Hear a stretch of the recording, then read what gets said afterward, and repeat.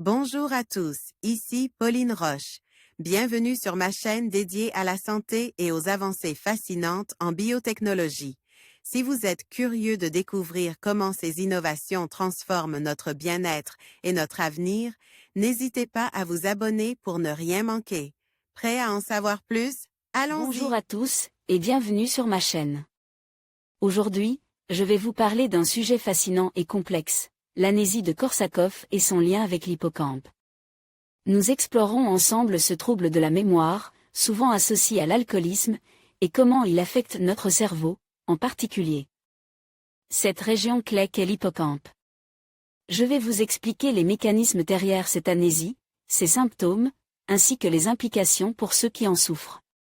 Restez avec moi pour en apprendre davantage sur ce sujet captivant et souvent méconnu.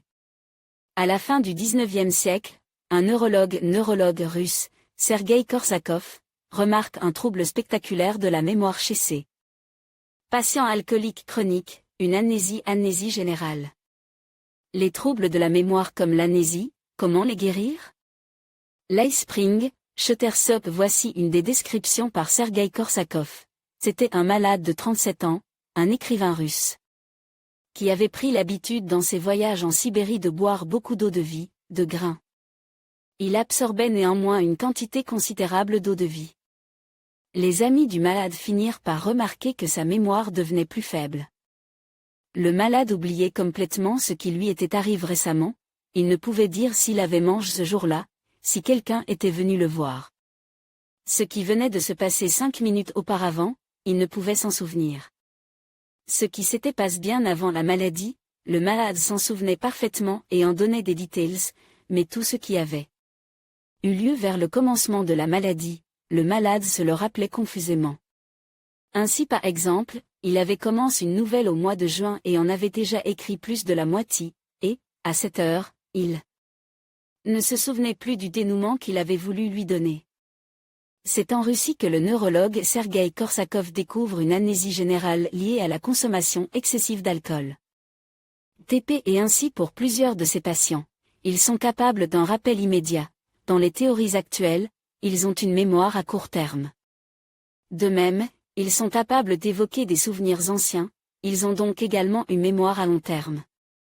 Mais tout se passe comme s'il n'y avait plus d'enregistrement à long terme.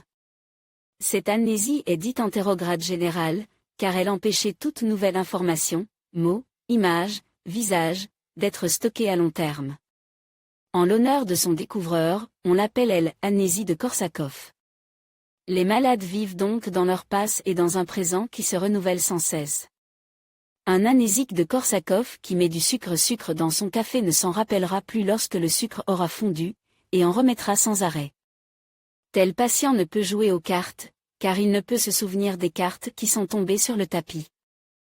Mais à l'inverse, si un malade de Korsakoff savait jouer, avant sa maladie, au jeu d'échecs, il peut continuer à jouer, car les pièces sont devant lui sur l'échiquier et il n'a pas à les mémoriser.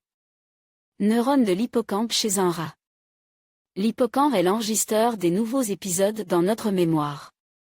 Sekali, Liori, 2013. Zone responsable de l'amnésie de Korsakoff, hippocampe.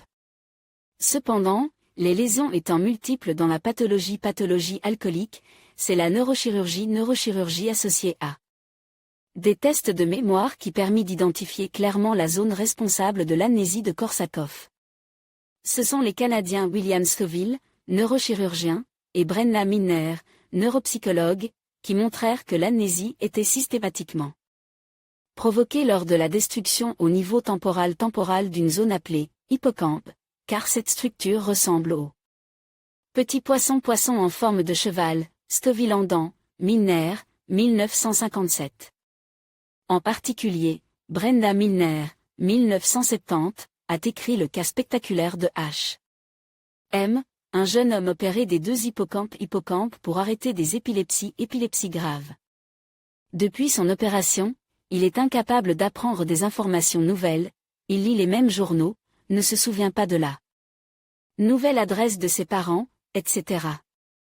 Mais son intelligence et ses souvenirs antérieurs restent intacts. Notre hippocampe possède 40 millions de neurones, c'est-à-dire 40 millions d'archivistes dévoués dont la mission est de sauvegarder nos souvenirs. La destruction des hippocampes peut être provoquée par la maladie d'Alzheimer.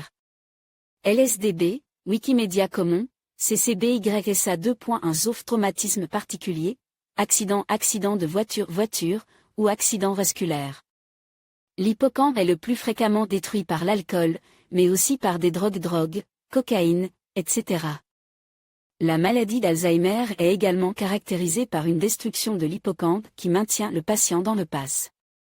En conclusion, l'amnésie de Korsakoff est un trouble complexe qui met en lumière l'importance cruciale de l'hippocampe dans la formation et la récupération des souvenirs. Les dommages causés par une carence en thiamine révèlent comment des altérations dans cette région du cerveau peuvent entraîner des déficits mémoriels significatifs.